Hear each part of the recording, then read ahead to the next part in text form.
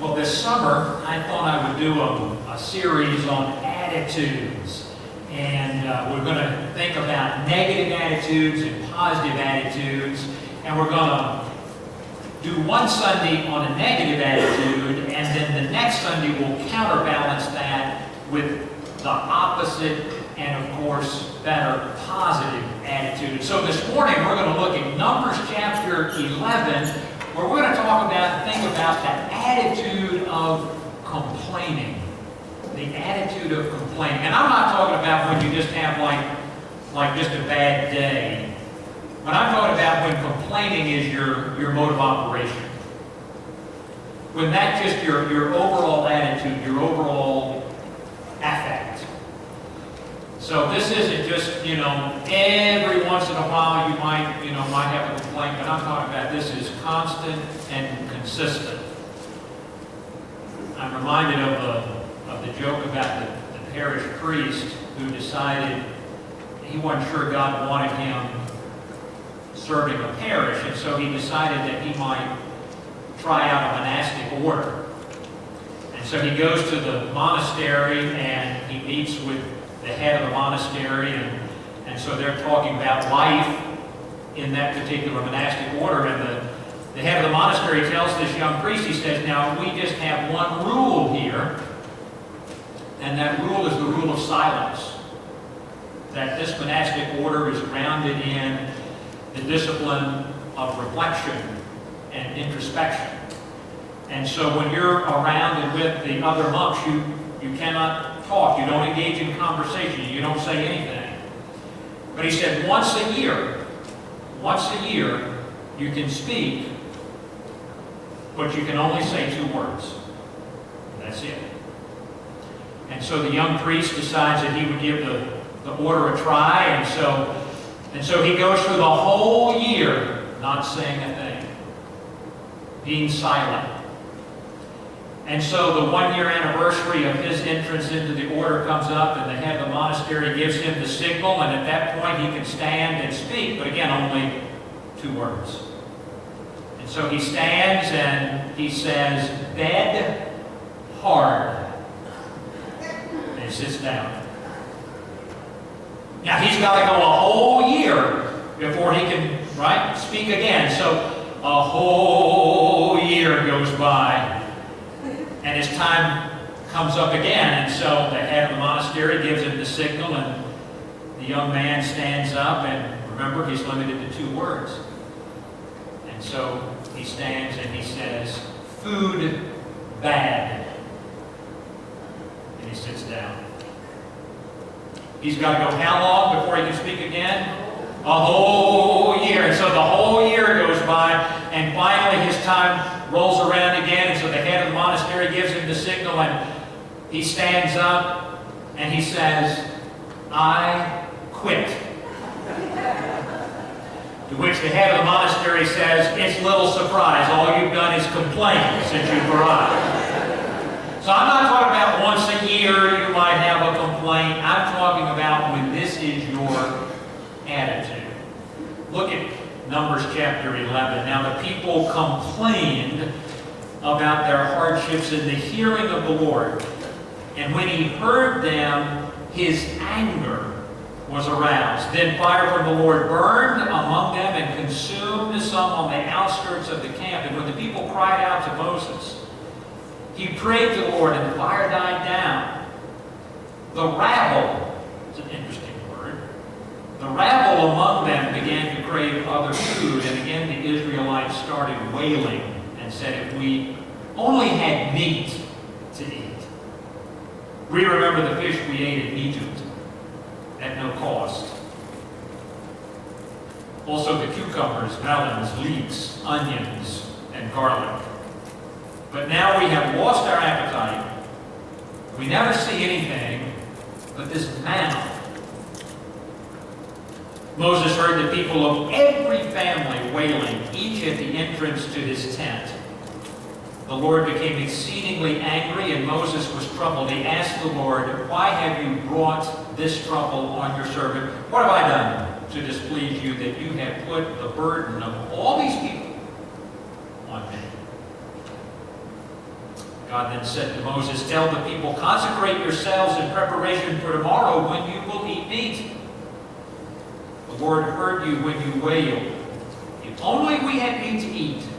We were better off in Egypt. Now the Lord will give you meat, and you will eat it. You will not eat it for just one day, or 2 days, or 5, or 10, or 20 days, but for a whole month, until it comes out of your nostrils, and you loathe it, because you have rejected the Lord, who is among you." Wow, that's a pretty potent passage there in Numbers chapter 11. But if you're at all familiar with the people, the Hebrew people, as they wandered through the wilderness, you know that this was the rule, not the exception. And so I cherry-picked a few other passages that just remind us that this was not just a bad day in Numbers 11. This was who they were as a people. And so in Numbers 12:1, Miriam and Aaron began to talk against Moses. Numbers 14:2, all the Israelites grumbled against Moses and Aaron. Numbers 21:5, they spoke against God and Moses. And I could have cited passages in Exodus that talk about the wilderness wandering there and pulled out numerous passages where they complain. When the Old Testament writers remembered the people in the wilderness, as they did in Psalm 106, this is what they said about them. They grumbled in their tents. Even centuries later, when the Apostle Paul is thinking about the people in the wilderness, he writes in 1 Corinthians, "And do not grumble, as some of them did." In other words, whenever the Old Testament writers and the Apostle Paul writing in the New Testament thought about the people that were wandering around in the wilderness, they didn't remember them as being a people of faith, as a people of joy, as a people of contentedness, as a people who claimed victory. What they remembered as their defining trait, as their defining characteristic, was they were always complaining.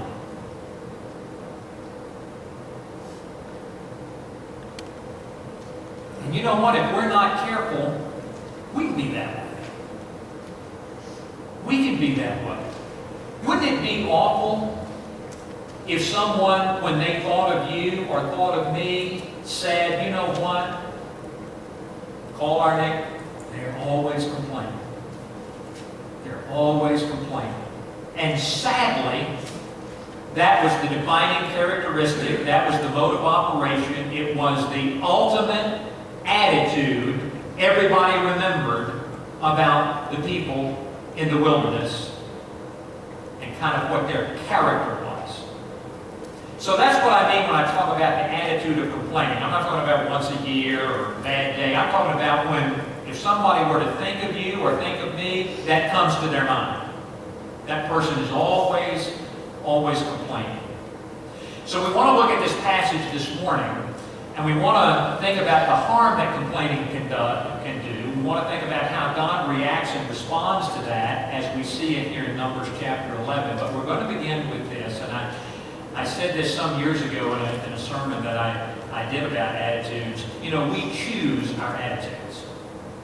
We choose our attitudes. We don't always choose our circumstances, but we choose our attitudes. And so if you and I have a complaining attitude, that is something we have chosen to be. That is a characteristic we have chosen.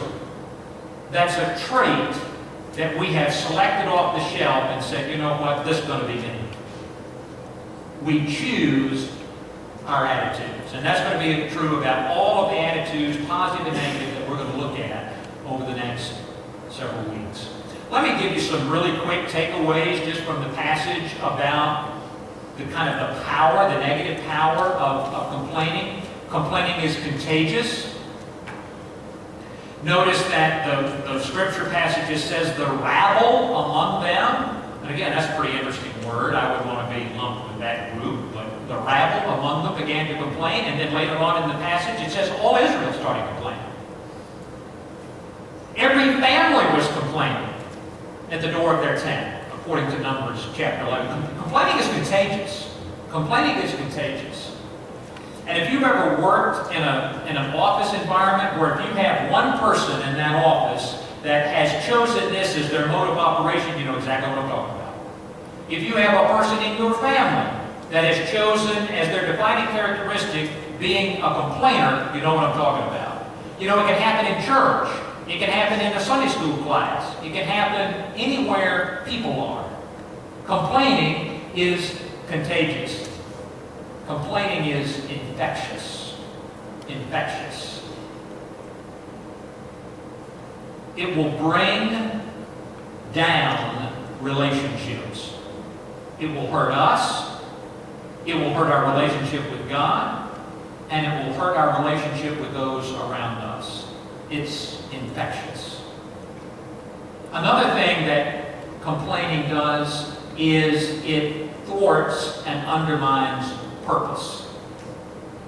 Notice here in Numbers 11 and any of these other places in the wilderness wandering where the people decide they're going to have as their MO complaining, it takes their eye off the ball. It takes their eye off God. It takes their eye off the victories. It takes their eye off God's provision and His protection for them. It takes their eye off all the glorious things that have gotten them where they are as a result of God's providence in the past.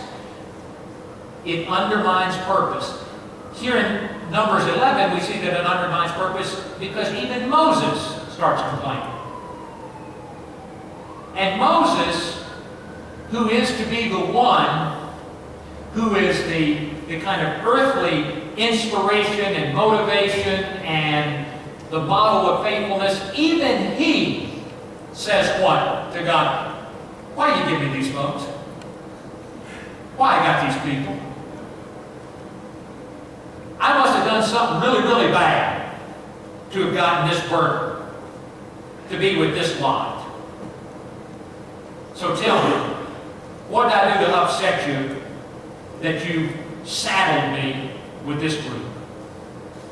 Talk about losing a sense of purpose, talking about losing focus and vision of what God is doing here and where things are heading. The other quick takeaway about complaining is that it separates us from God. It does damage to our relationship with God. And notice how many times in Numbers chapter 11 the word anger is used to describe God's response, God's reaction. We're going to look at that, talk about that here in just a moment. But this is not, Numbers 11 is not a moment or a season or a time or a period in the wilderness wandering where we have a healthy relationship between God and His people. And it's all the result of this attitude, this chief characteristic trait of complaining. So if you think complaining is just it's just some general whining and whatnot, I want you to understand we're going to look at God's reaction to complaining. And it's not just something that He takes lightly. And I want to say this too. This sermon, this message this morning is for those of us who are believers. Numbers chapter 11 isn't just some group of people, it's the people of God. It's the people of God who are complaining. And that takes it to a deeper level. That gives it greater significance and a totally different meaning when we as believers have as a defining trait, as a chief attitude, one of complaining. And I want to say this as well, that those who constantly complain, we will always spend a lifetime in the wilderness of bitterness, discontent, and resentment. It's little wonder that it was a new generation from the wilderness group that crossed into the promised land, not the original generation. And there was a reason for that. There was a reason for that. We want to be out of the wilderness. How does God view the complaining attitude on behalf of His people, on behalf of believers? Well, we're going to see three things here in Numbers chapter 11. First of all, God hears our complaining. God hears our complaining. Very first thing that they complained about their hardships in the hearing of the Lord. Now, there's the word grumble in there, in Numbers chapter 11. Grumbling literally means in Hebrew, the word that's used there, which typically is the one that is used for complaining. Grumbling means a low growl. A low growl. And you know, God doesn't differentiate between our words and our thoughts. They are the same to Him. And you know, you and I can have a complaining spirit even if we never verbalize it. Other people can read it, and God knows it. And so while these people may have kind of gone around with a low growl going on, God knew their thoughts, God knew their spirit, God knew what their attitude was. That did not escape Him in the least.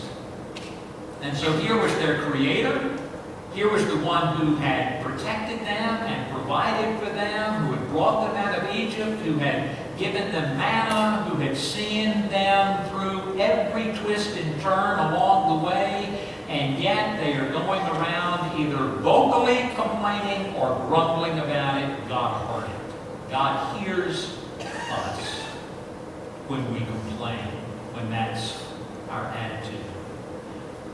And here's where it gets really tough. According to Scripture, this isn't Nelson Harris. According to Scripture, God hates when believers have an attitude of complaining. Now, when I read in Scripture that God hates something, I don't know about you, I kind of perk up. I begin to take that, maybe kind of put a little red mark on that, a little ultra serious when I read Scripture that God hates something. And again, we're talking about believers who are having an attitude of complaining as the mode of operation. And so it says here that God gets angry, God hates their complaining. What's true then is true now. I came across this from a writer that talked about why would God hate our complaining? It's not just a nuisance to Him. God hates our complaining. And this is what this commentator said, and I thought this was good. It spoke to me. It says, grumbling complaints, now this is about believers, directly or indirectly declare that God is not sufficiently good, faithful, loving, wise, powerful, or competent. If I were God, I'd be offended too. That when you and I as believers take as a defining characteristic trait complaining, we are directly or indirectly saying, God's not up to the job. God's not doing His job. God is not sufficient for my life and what's going on around me. Otherwise, He would treat us better, or He would run the universe more effectively. That's what we imply when we choose a complaining attitude. Third thing that God does in His reaction or response to complaining is He judges complaining. So it's not like He just gets upset and that's kind of it. He judges complaining. Now, what I find so fascinating in Numbers chapter 11 is, you know how He ultimately judges the people's complaining? This is good stuff. He gives them exactly what they want. He gives them exactly what they ask for. I know it sounds cliches, but we've all heard, we've all said, be careful what you ask for. Oh, that would have been such wise counsel to the folks in Numbers chapter 11. His judgment on them was, okay, you don't want what I'm providing, I'll give you what you want. And if we were to read a little bit more there in Numbers chapter 11, we would have found that they were knee-deep in quail, the bird. And that's all they had. Meat, meat, meat. You with me? And Scripture says, coming out their nostrils. Metaphorically. Bet you didn't know that phrase was in the Bible, did you? But his judgment to them was to give them exactly what they asked for. I just want to remind us, if we're not careful, that's what we'll get. When you and I complain as believers, when that's our attitude, be careful. God may do exactly for us and with us and to us what He did with His people in Numbers 11. You want it, you got it. We need to be careful. We need to be careful about that. God hears it, God hates it, God judges it.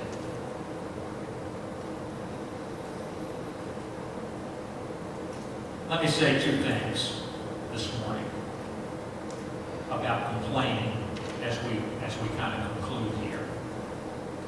We may find in hindsight that what we were complaining about was really a blessing. It's pretty powerful when you think about it as a truth from Scripture. That what we were complaining about was in reality a blessing. And so in this wilderness experience that the people of God are in,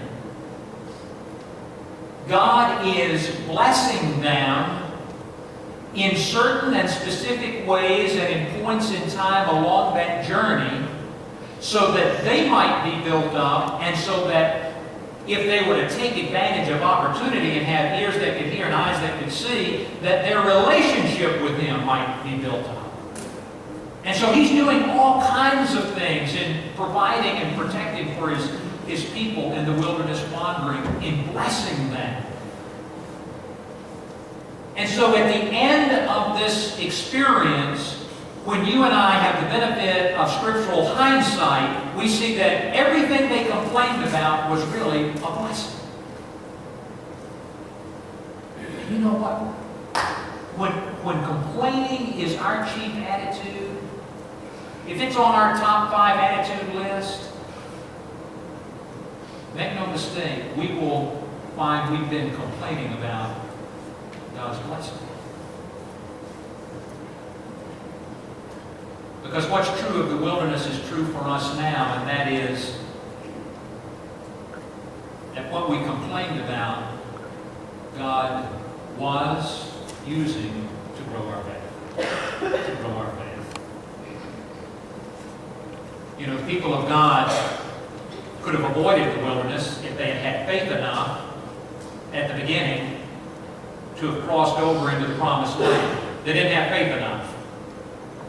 And so they go through this wilderness experience so God could build their faith, raise up a new generation.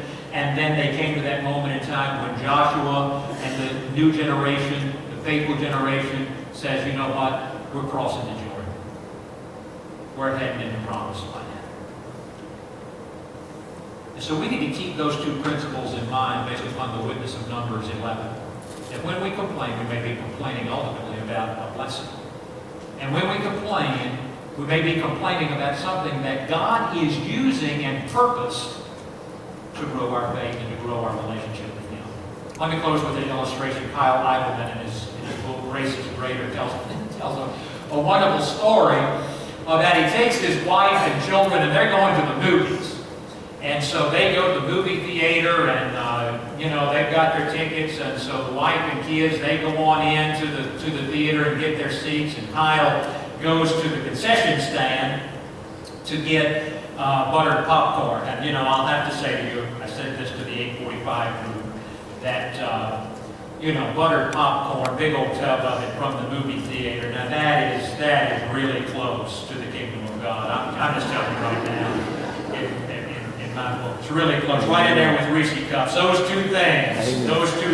Maybe not in combo, but you with me. So he's in line for the buttered popcorn, soft drinks, and all that, And he's about 3 or 4 people deep. And there's a man at the counter who is irate. And he is belittling, within earshot of everybody, the teenage girl that is behind the counter serving, the soft drinks and the butter popcorn and all that good stuff. But he's just combative, grousing, complaining, just a wad of negativity. And so Kyle said he couldn't really help but just kind of watch what was going on. And so he said this man finally gets his stuff and, he's barreling through everybody, still complaining and grumbling and, so on and so forth, makes his way, out of the concession area. So Kyle says he finally gets to where now he's at the counter and the teenage girl is there, and so he looks at the girl and he says, well, what was that guy's problem a few minutes ago? Because Kyle could see it wasn't anything wrong, and she was, smiling and being courteous and polite. What was that guy's problem?